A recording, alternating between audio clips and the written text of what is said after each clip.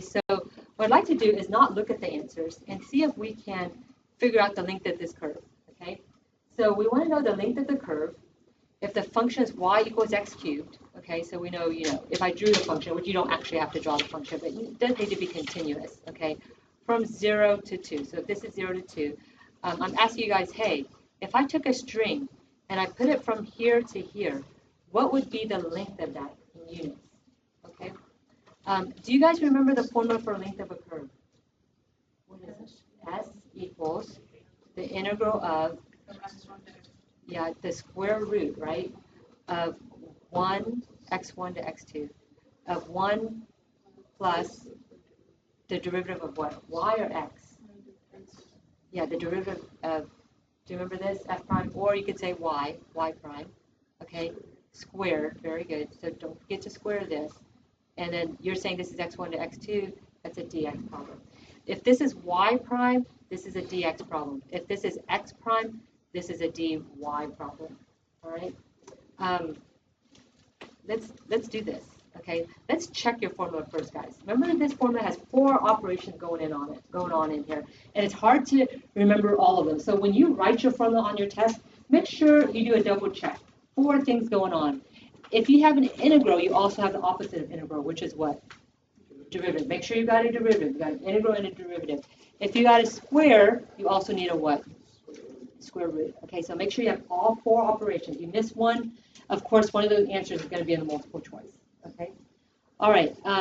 Let's go ahead and look at this. So first I need f prime, then I need to square it. So for this problem, what's going to be my f prime? What's f prime for this problem? 3x squared. If I square 3x squared, what am I going to get?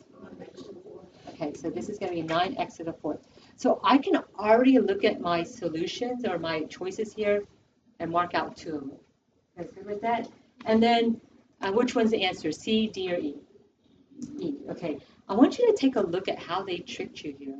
I don't know if it would be tricky for you guys, but do you see how they threw a pi in here and a 2 pi in here? Okay, they're hoping that you get confused between area volume. Does that make sense in Arctan? Because you have so many formulas in your brain when you get to AP test that you'll be like, wait, was there a pi in there or not? I don't remember. Does that make sense? So they're trying to throw you off, okay? And so that's why I would suggest, hey, do the problem without the multiple choice first, and then see if you can check your work.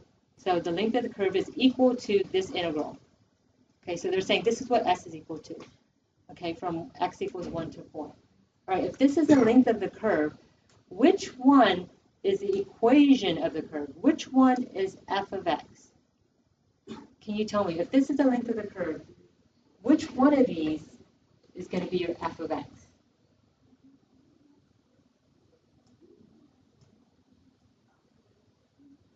Any idea of how to even start this? You think it's E? B. B. How do I even start this? It's this key number right here, right? This key number is y prime squared, right? If this is y prime squared, then what's y prime going to be? 3x squared. You guys good with that? Now, if this is y prime squared, y prime is 3x squared, then what you want to do is look at all of these y's and say which one of those y's, if you took the derivative, you would get 3x squared. Okay? And I only see B and C. You guys good with that? This one here would give you negative 3x squared. Okay? This one would give you 6x. This one would give you 9x to the 4th. I don't know, something else. Okay, so it's only between B and C. And between B and C, how do I choose which one's the right answer? Yeah, this is the key thing right here. It says whatever curve you pick, this point's got to be on the curve. So if you put in x equals 1, you better get 6. Here you do get 6. If you put in 1 here, do you see you get 7? Okay, so it turns out that B is the answer. Okay, do you feel like you could do that one on your own? Have you had enough time? All right, so what we're going to do here is I want to do one of these problems with you. So you have 4 problems. Why don't you guys take a look at your 4 problems? Let's do one of them, and then you can do the rest by yourself. Which one would you like to do? 2. What's 2? Inverse cotangent of verse 3. Inverse cotangent. I shouldn't write inverse. Arc cotangent of what? Root 3. Okay, is that right? Okay.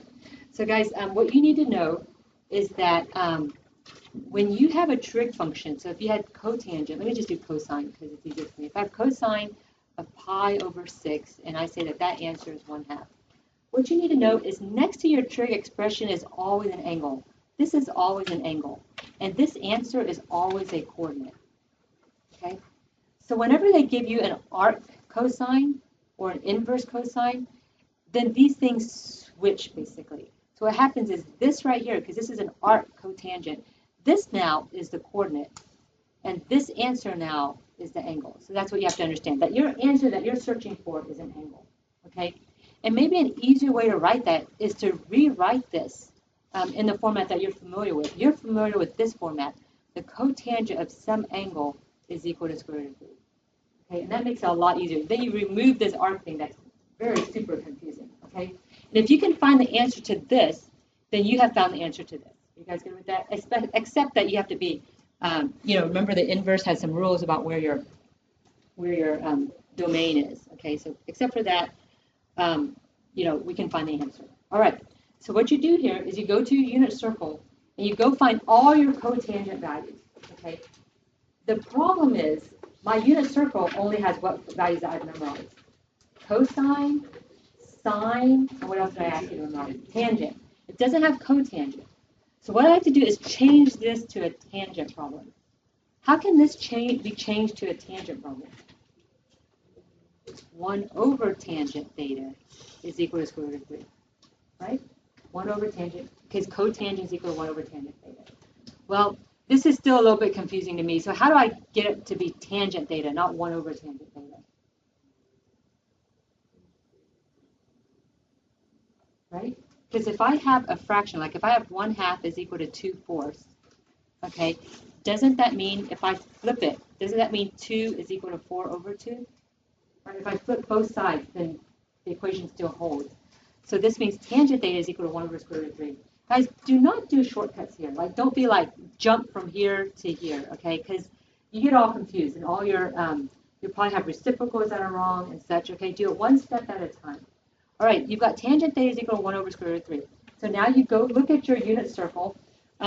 You also know that 1 over square root of 3, if I rationalize it, that's equal to square root of 3 over 3.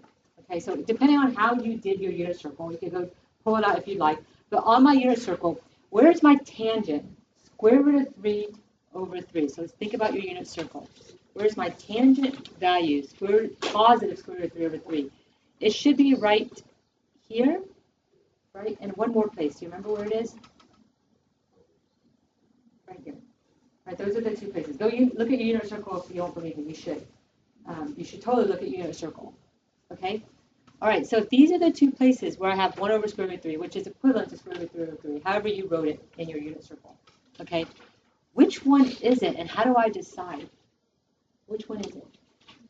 So guys, if you remember the definition of arctangent, we defined over here, only on this, from negative pi over 2 to pi over 2. Okay, it has to be on this side. So guys, we're going to grab that one. You guys good with that? And what is the angle value right there? Pi over 6, and there's your answer. Okay, you guys would do the others on your own. And again, this is a review, but we're about to move into some problems where you need to do this fairly quickly. Okay, let's look at, you guys will finish that up, and let's look at, here's my unit circle. So hopefully you guys had something that looked like this that you could refer to. Okay. We're going to move to, these arc problems. So this is arc sine of x. Here's arc cosine of x. Okay, here's a graph of arc tangent of x. And there's 6 of them. And what I want you to know is this is the only one you need to memorize for AP. Okay, if you go to college, take Calc 1, your professor might make you memorize more. Okay, so AP has a limited amount of things that you have to memorize. It feels like a lot, but remember, Calc 1 is actually very broad. Okay, probably broader than AP. Actually, definitely broader than AP. But you get a good flavor of it with AP. Okay, so if you go take Calc 1, you'll probably have to memorize all of these, depending on how your professor is. But for AP, you only have to remember arctangent. So what I want to do is draw this with you. Okay, please somewhere, maybe even on your pink sheet. Go ahead and pull out your pink sheet. If you can fit this somewhere on your pink sheet, maybe put it in. Because you have to memorize this, your AP test. I've thought about putting it on your pink sheet, but for me, there's not much room to put this thing in, so I haven't done it. But this is what y equals Arctan looks like. You need to be able to draw this, okay? So first, do your axes. Okay, you need to know that this looks like this picture right here. Looks like a picture, something like this, okay? The top, you need to know that there's an asymptote. And that asymptote is at pi over 2. You need to memorize that, okay? At the bottom, there's also a horizontal asymptote, okay? And that asymptote is at negative pi over 2. So this is from negative pi over 2 to pi over 2. You memorize this. And why do you memorize this? The type of questions that you'll come across with this arctangent looks like this. The limit as x goes to infinity of arctangent of x, the limit as x goes to negative infinity of arctangent x, and the limit as x goes to 0 of arctangent x. Okay, if you've memorized the picture, it's very helpful to know what these limits are. Guys, what's the limit of arctangent x as x approaches infinity? Pi over 2. Okay, it's the y value. Remember, limit, guys, it's always asking for the y value. So if I come up here, the y value that I'll approach is pi over 2. What about the limit as x goes to negative infinity? Negative pi over 2. And what about the limit as x goes to 0? Are you good with that? Okay, so those are the ones you'll have to memorize for Arctan. And, you know, you can memorize the right side or you can memorize the left side. I memorize the left side and work out the right side. But if you memorize the right side, it's probably all you need to know. Okay? I think these are the last derivatives you need to know. This wraps up all the derivatives that you have on your pink sheet. Okay? Tomorrow we're going to do the integrals of these derivatives. Today we're just going to do the derivatives. All right? Guys, the derivative of arc sine is equal to u prime over the square root of 1 minus u squared. All right? I don't know if this is a formula that you guys have. Another way to write that, because u prime is actually du dx, another way to write that is 1 over the square root of 1 minus u squared times du dx. Which one do you guys have on your paper? The red or the blue? The red. Okay, but you see that they're the same thing. Okay. The blue formula is way easier when u prime is not a fraction. The red formula is way easier when u prime is a fraction. Okay, and you've seen these kind of things before. Okay, what's the derivative of arctangent? The derivative of arctangent is u prime over 1 plus u squared. All right? And again, this one's a lot easier to use if u prime is a number, not a fraction. Okay? But if u prime is a fraction, an easier formula to use is 1 plus u squared times du over dx. 1 over 1 plus u squared. Okay? And then finally, the formula for arcsecant is going to be u prime over the absolute value of u. If you don't have an absolute value, it'll be counted wrong. Okay? Times the square root of u squared minus 1. All right? And this u prime, again, can be changed to du dx. All right? All right, any questions on these formulas right here? Guys, if you know these formulas, this is really what you should memorize. If you've memorized this, you've basically memorized these, okay? The derivative of arc cosine is the exact same as the derivative of arc sine, except just pull a negative into it, okay? The derivative of arc cotangent is the exact same as arctangent, so that's u prime over 1 plus u squared, except you put a negative in front. And the derivative of cosecant is the exact same as derivative of arccosecant is the exact same as the derivative of arcsecant. All you do is you put a negative in front. Okay? So that wasn't too bad. So really you're just memorizing 3. You guys good with that? Okay. And is it overwhelming to you right now? Are you guys okay? You're okay? Let me go ahead and, are you guys lying? Okay. Let me go ahead and pull this out. Let me show you how I memorize it. And it may help you, it may not. If it doesn't help you, just leave it. Okay. What I do is I see that there's a 1 here for the sine, and there's a 1 here. Okay, so I think sine has this 1, and so sine it starts with a 1 here. And I see that tangent has this plus sign here, and so I have a plus there. Okay, so that's how I remember it. And then I see that, oh, this refers to a second u, and this has a second u. Okay, so that's how I memorize it. But you still have to memorize when do you have a square root and when you don't. The tangent is the only one, the tangent and cotangent. They're the only ones that don't have a square root. Okay, the others have a square root. I always remember 1 comes first, so 1 minus u squared, 1 plus u squared. But then when I get to the second u, because the second u likes to be with the other u's, there's actually 3 u's here, whatever. Okay, but there's I like them to be close together. So this changes to u squared minus 1. Otherwise, it's always 1 first. Okay. There's another thing that I was thinking about how it helps me, but those are the main ways. Okay. All right. Let's. What I'd like to do is I'd like to derive one of these for you. Not that you need to derive it, but the process that we're about to go through to derive this thing is actually very similar to a process called trigonomic substitution. And you can do that in about 5 days. Okay. So I want to go ahead and just let you see it so that you can freak out now. And then in 5 days, maybe the freaking out will be a little less, okay? So I'm going to go ahead and derive this for you. Again, you don't need to know how to derive it. But if you understand what we're doing here, in a few days, you're going to be doing it on your own, okay? Problems harder than this, okay? But this would be an easy one. Okay, so let's go ahead and show you how arcsine is derived, the derivative of arcsine.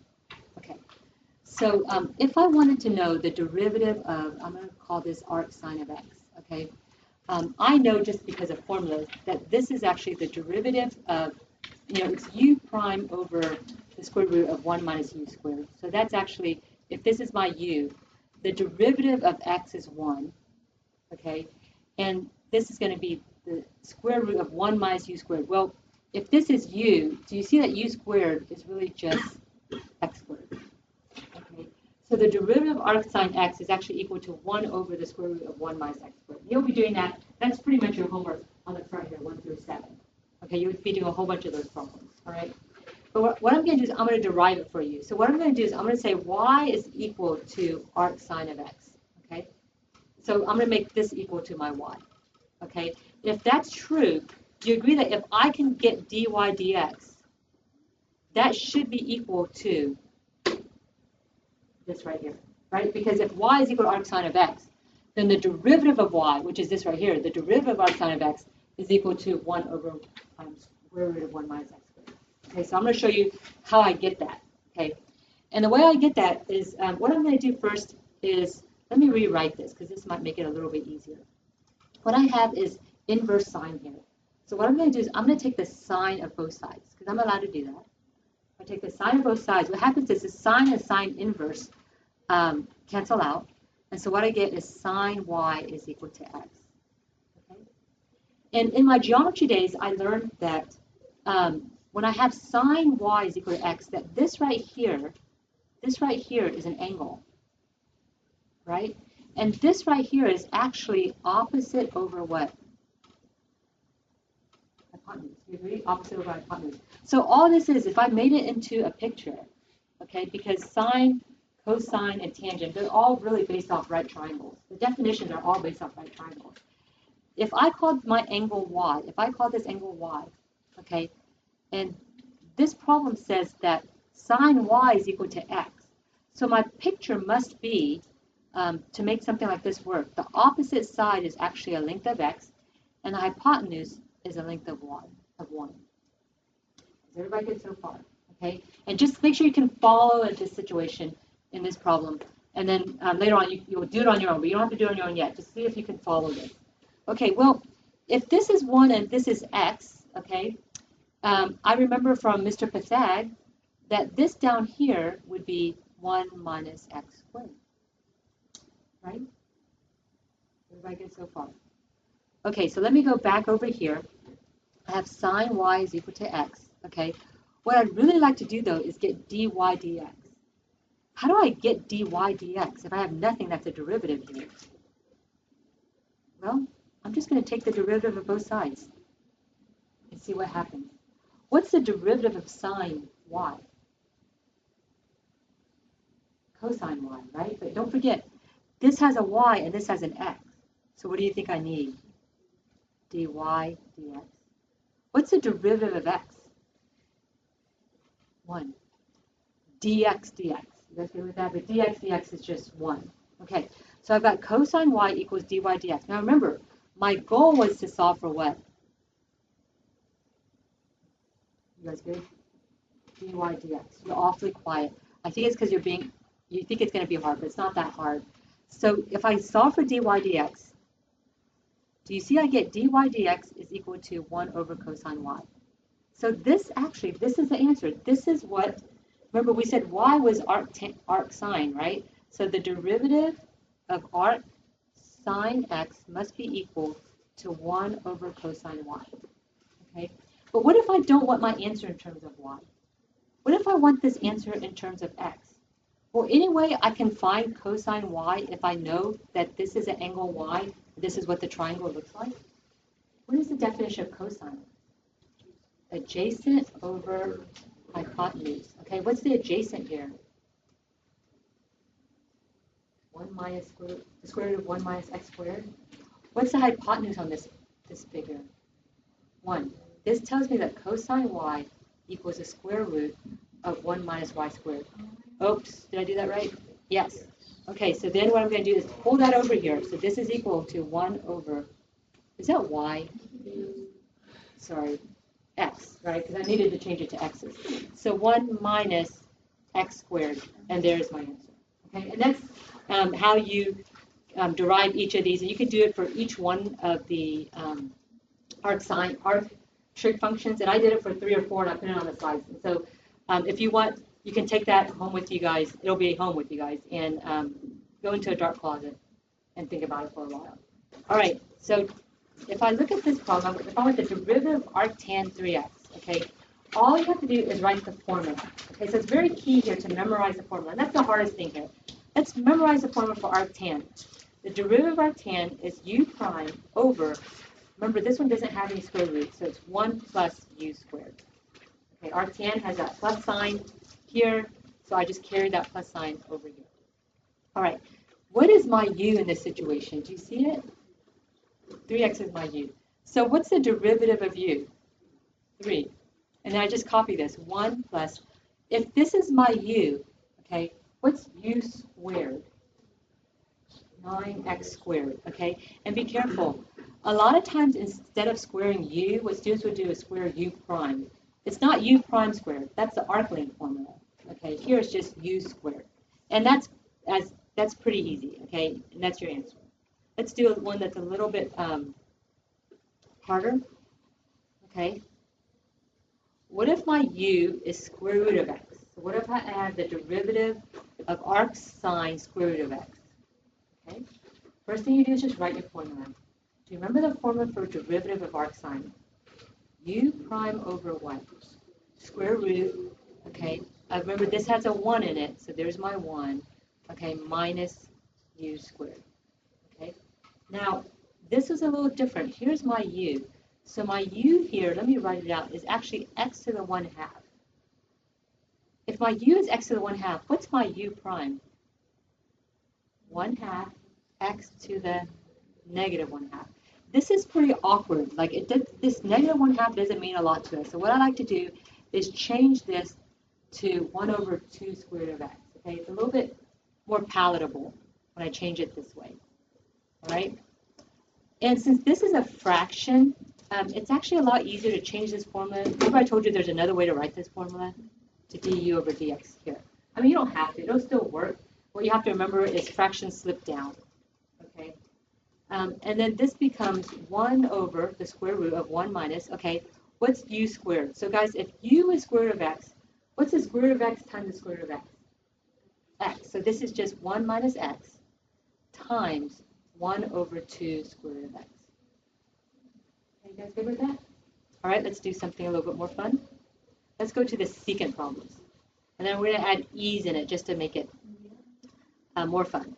Okay, maybe it'll help you for your formula quiz also. Okay, first, guys, just write the formula. What is the formula for the derivative of arc secant? Well, for sure, it's u prime on the top. They all start with u prime on the top.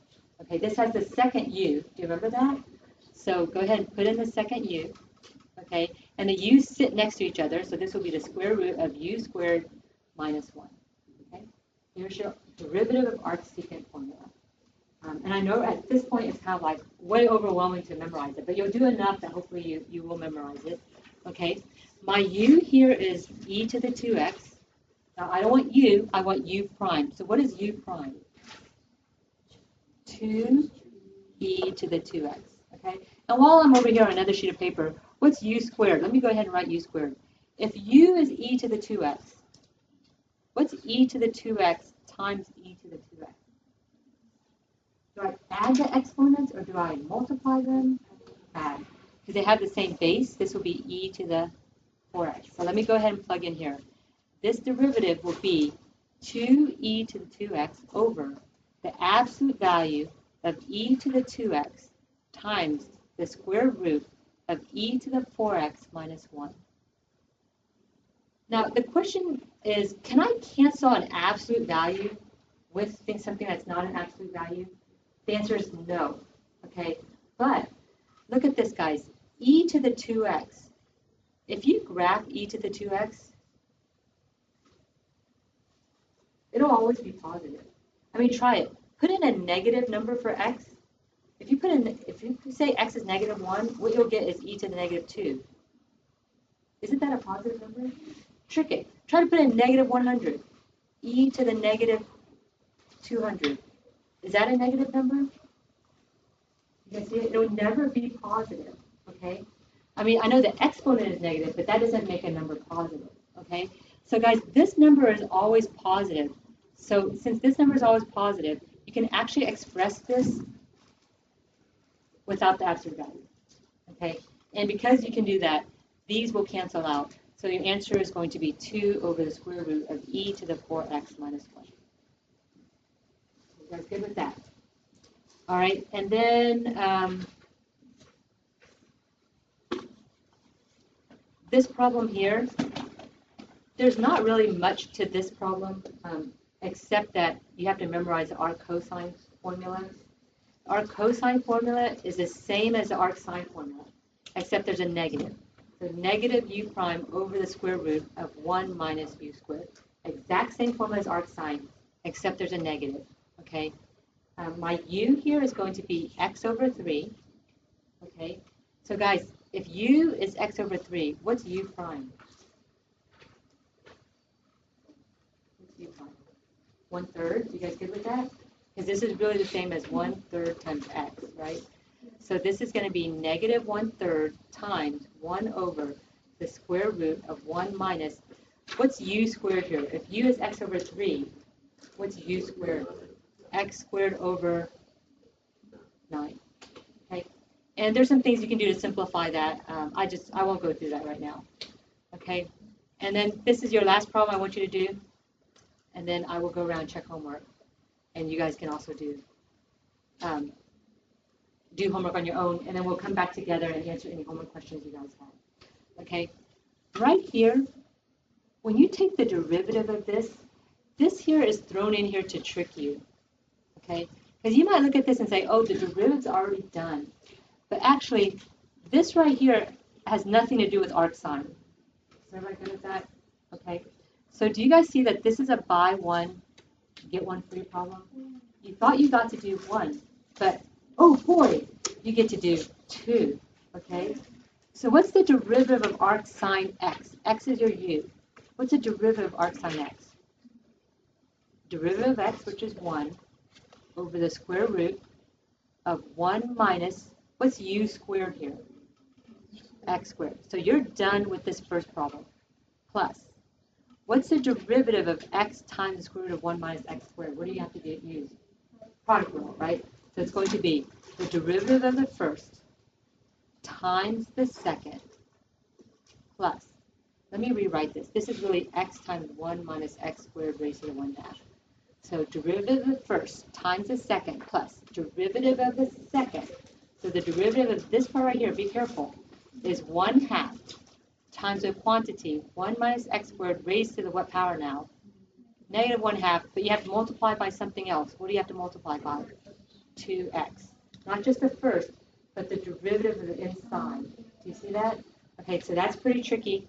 And then multiply it by the first. Okay, so derivative of the first times the second plus derivative of the second, but the derivative of the second has like 3 factors in there, times the first. Okay, and then this will simplify here, I believe. This 2 will cancel out with this 2. So if I rewrote this answer, it actually looks quite simple when I'm done. This is going to be minus x squared over the square root of 1 minus x squared. And you can check my work on that. See if you guys get the same thing. Okay. How are you feeling? Just something that might help you on your homework tonight. If they ask you for an equation of a tangent line, what two things do you need?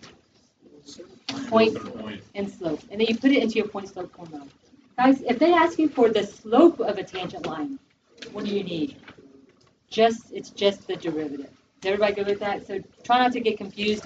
And if you found the point and the slope, I guess you just found some extraneous information. But if they just ask you for the slope of the tangent line, you don't need the point. You just need the derivative. Because when I say derivative, you say slope of the tangent line. Okay?